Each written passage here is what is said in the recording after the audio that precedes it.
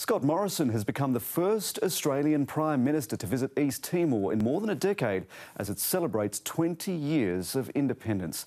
The visit has been overshadowed by protesters demanding the government drop spying charges against two Australian whistleblowers. Southeast Asia correspondent Anne Barker reports from Dili.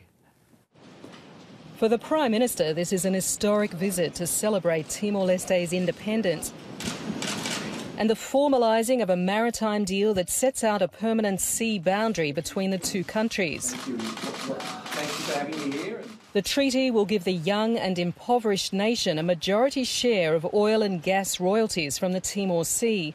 So that is a moment for great celebration of an extraordinary young nation that we are pleased to call a friend.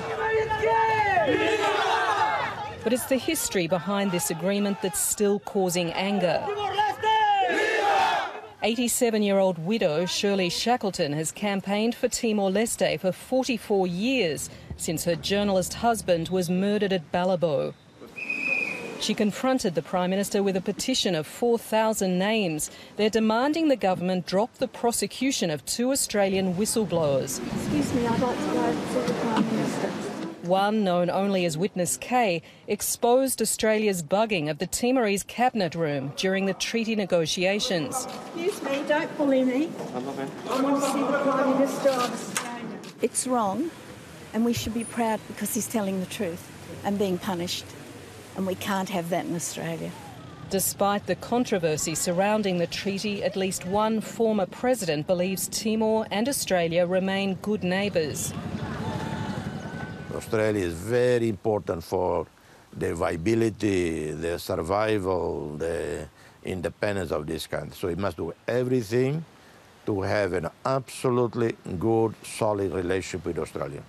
And to mark this new chapter in the relationship, Scott Morrison has announced two funding packages to improve Timor's internet connectivity and to provide assistance to build a new naval base on Timor's north coast. Tens of thousands of Timorese will turn out to celebrate the anniversary of the independence vote tonight, 20 years of freedom from Indonesian occupation and a time to heal old wounds. Anne Barker, ABC News, Dili.